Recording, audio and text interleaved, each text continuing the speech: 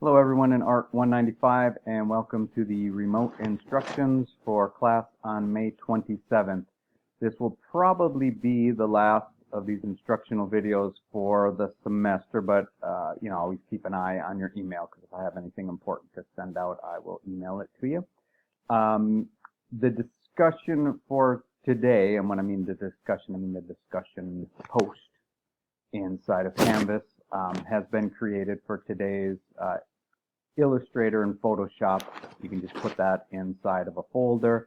If you have trouble uploading it there, you can still email it to me as well. You can also compress the folder. That may help with size issues, and if you still have trouble, just email me and I'll give you some suggestions for making what will probably require the Photoshop file to temporarily be made smaller just so that you can get it to me.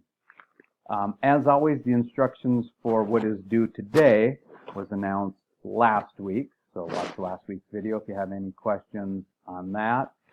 In the video that I put out on the 13th of May, I talk about hierarchy and show past students examples for the magazine project so that you can get good typography and hopefully get a good grade on it. Last week I went into detail about what's going to be easier for you this semester and what's going to be a little bit more difficult, and we'll look at that in a little more detail in the post when we look at what is due for the final week of class. And then just a reminder, as we talked about last week, there's no redos on the final turn-in. So the stuff for the final, you don't get another chance to get that right like you have in the past, like when you turned in the celebrity AI file and the celebrity JPEG file. But I am giving free looks like I talked about last week today, so you can turn anything in. Just put in the email that, I'm just doing this for a free look, so it might not be complete. All I'm looking is to see that I can open up the file and that everything is attached there as it should be, and then I will also check the JPEG file that is going to be due on the 27th, but I'll check it early today, hypothetically March 27th. I'll look at that and let you know if it meets all the requirements as specified in the turn-in videos. We will be doing a Zoom meeting today, May 27th at 3 p.m. And then also again on the final day of class, a Zoom meeting at 3 p.m. The invites will be inside the Canvas announcements. So now let's look at specifically what is due that final day of class. Okay, so for June 3rd, final day of class, turn in the 3 files for the magazine texture project that we've been working on. So there'll be an AI video there. You just follow the instructional videos. There'll be a JPEG, again, follow the instructional videos, and a Photoshop file.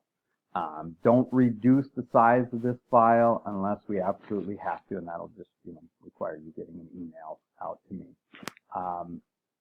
We won't be doing the printout, so anything that's in green here you can avoid. And I'll just, for thoroughness sake, show you once again where these videos are real quick. All right, on the profsteveg.wordpress.com site, instructional videos, turn in files. First video shows you how to make a bulletproof Illustrator file, and then the next 2 are the ones that show you how to map out an area that's 1600 by 1200 pixels, put your image in that, and then reduce either the width or the height so that you maximize. And then, really what you have to do with this is follow it all the way, every single step, but make sure you test it at the end. I go over how to test it in Photoshop so that hypothetically there should be no way that you can get it wrong. And you've done it one time already, so if you got it right, just make sure you put the same effort into it that you did last time. And if you didn't get it right, you've got a chance to email me the files like I mentioned earlier, and I'll give you a free look on those on May 27th. Now your grade for the final project is the end result of this magazine project, so the aesthetics. What does it look like if you achieve good hierarchy on the type? Does the image integrate into that area nicely?